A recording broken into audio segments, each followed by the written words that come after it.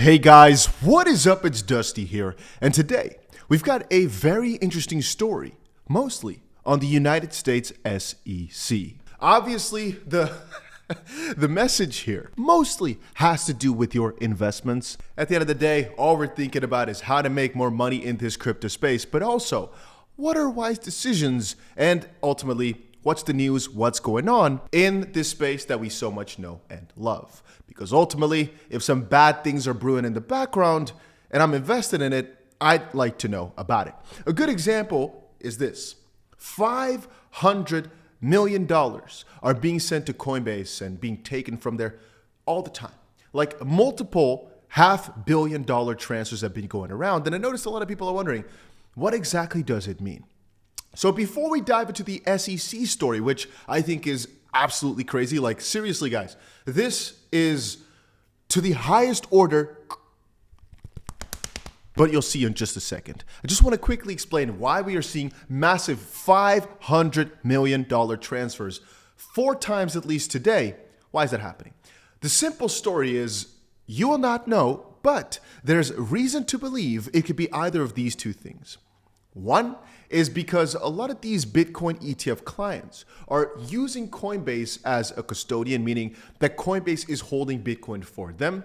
If these clients are buying, theoretically speaking, it makes a lot of sense for this Bitcoin to now be sent to Coinbase. On the opposite side, and I should say there quickly, that's because Coinbase holds the Bitcoin for guys like BlackRock. On the opposite side, one reason that that's not fully necessary in this way is because theoretically speaking, we don't know exactly where they buy their Bitcoin. And it could already be that they actually acquired the Bitcoin over time in smaller chunks and have it on Coinbase without it being large transactions. So this could also be another client, and it theoretically speaking could also be selling pressure from the other ETF applicants theoretically. I don't think so, but I'm just saying in case that had Bitcoin somewhere else that are now moving to sell it. I'm just saying, just because it's a transfer to Coinbase doesn't necessarily mean it's a positive transfer for custody. It could theoretically speaking also be something that they're sending to the exchange to sell. So a lot of people commented, oh, it's just the ETF. You don't know. It could very well be something more sinister or more negative. But highly probable that it's just the ETFs. I'm just keeping it real with everybody because, again, if I'm invested in this space, I want nuance. I don't want somebody to tell me a story of, oh, it's probably this. No, what is most likely, but what are the other options if that's not the case, you know? Make sure we have the full story, not just what some people want you to believe. Anyway, I've been following a couple different stories, and let me tell you about it. One of them is about the history of Ethereum. David Schwartz, the CTO of Ripple, had a very interesting story to share. And by the way, if you've not done it yet, make sure that you go ahead and press the like button on this video because you've got nothing to lose. I'll give you a few seconds to do so. But it's just a funny story about, at the end of the day, when this whole Ethereum and XRP came around, at some point people have had to say, let's start from here.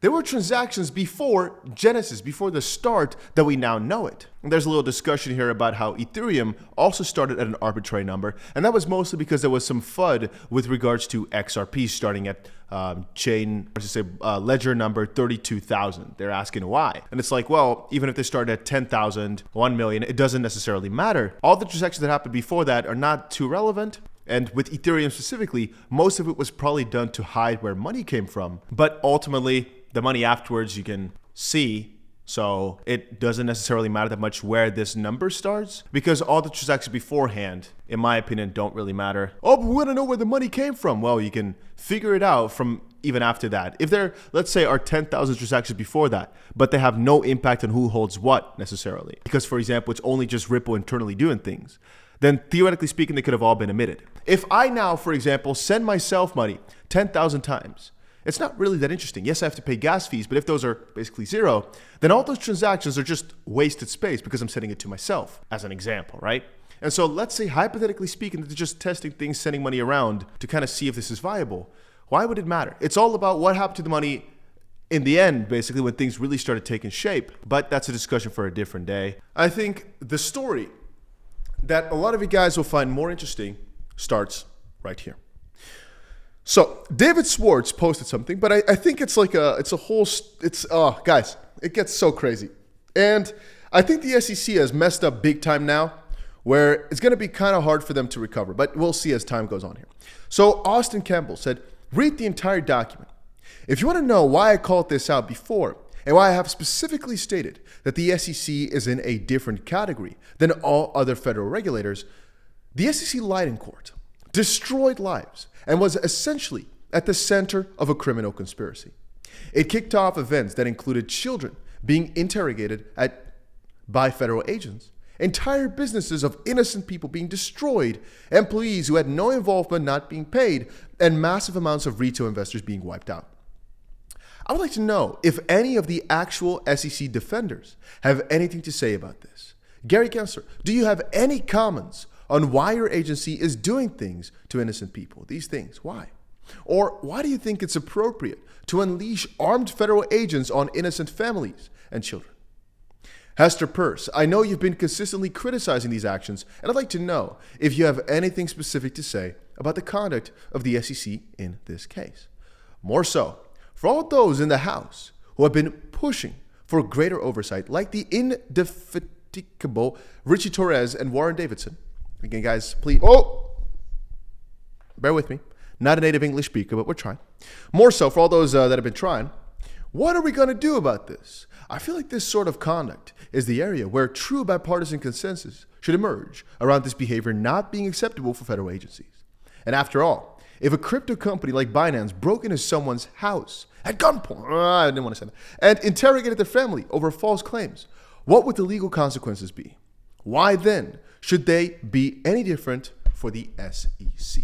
And that's a deeper story that I've actually been following for a while, which had to do with DebtBox. And you can see the responses are not too happy. Crypto Wolf saying the SEC are the most corrupt organization ever. I don't want to make that claim because there probably were some other agencies that were even worse, but David Schwartz also said the first reply brief by the DebtBox defendants have been filed, and it's a doozy.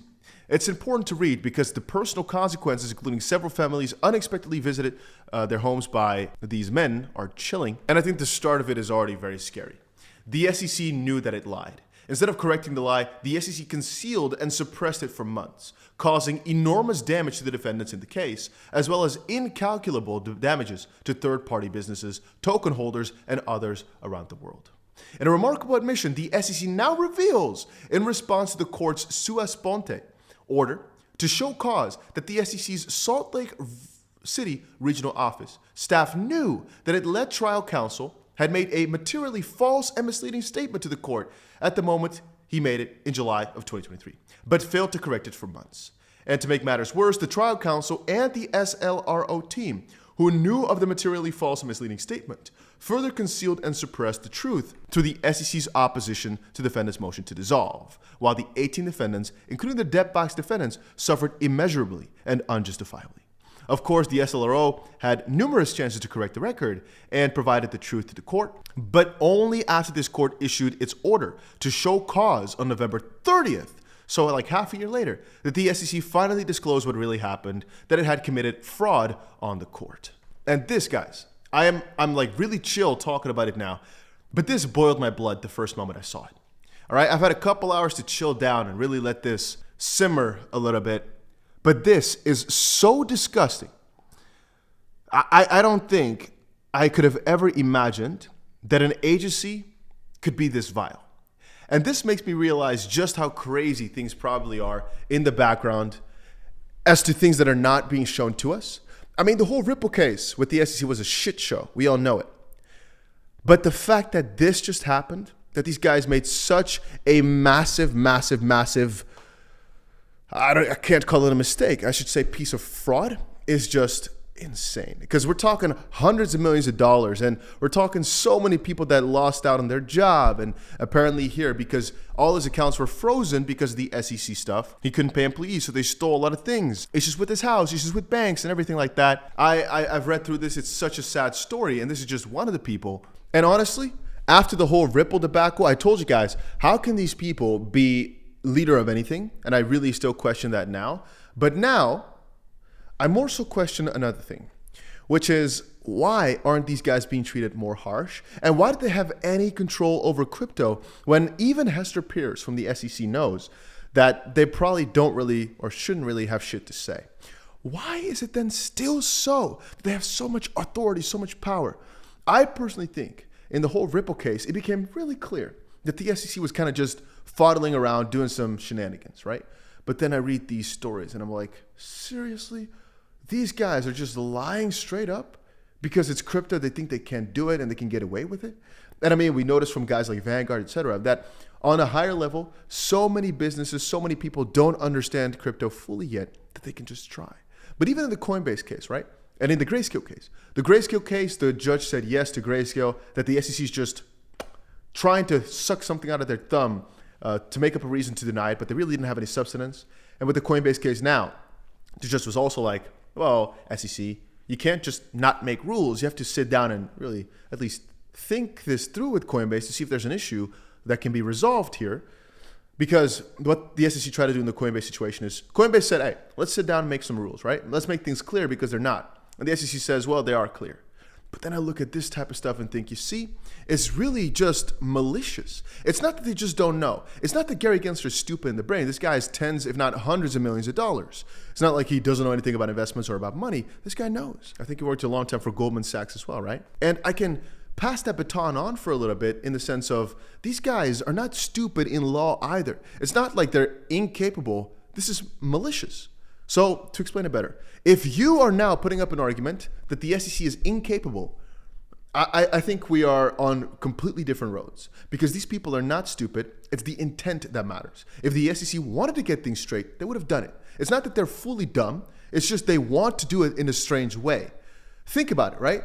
These people have been on top for so many decades. I think they could get away with all this. But most likely, I personally think it's either some orders from above or Gary Gensler just really wants to do something against this crypto space. Put a lot of examples to just squeeze people out when it's just really, really dark and shouldn't be legal. And I guess apparently it's not because you can't lie in court, obviously. But because theoretically speaking, there are no consequences to the SEC's malpractices, they can just keep trying. And even if they say false statements, false claims, whatnot, oh, sorry, haha, wrong, little mistake, rub it off. Aren't you guys noticing that too? That they have no repercussions? And I have called out for investigations time and time again. And people like Warren Davidson, they keep saying in the House, yeah, the SEC should be abandoned. They should be fired, investigated, but nothing's happening. And I can make this same video 1,000 times warning you and saying just how stupid all the shenanigans is in the background, but nothing much is changing. And so I will probably not make too many more videos on this exact debacle, except for saying that even now with regards to Bitcoin ETFs, right? I have a video I'll show you guys in another XRP video coming up later, that this stuff is so ridiculously stupid the way the SEC does things. And I can't figure out why. I can't figure out a good reason except for either malicious intent because they don't want people to make money or just because they have like some dark fantasies. I don't know, guys. I really don't know. Anyway, to say one positive word, right? Gary Gensler, if you're watching, I have a positive word for you. I mean, they are trying to get 𝗕𝗀𝗀𝗀𝗀 extradited to the US to get this case going, and that I like. So I'll give them one nice word at the end here. But generally, bunch of goofballs it seems, and I don't know what to tell you. It's crazy stuff, but hey, that's crypto for you.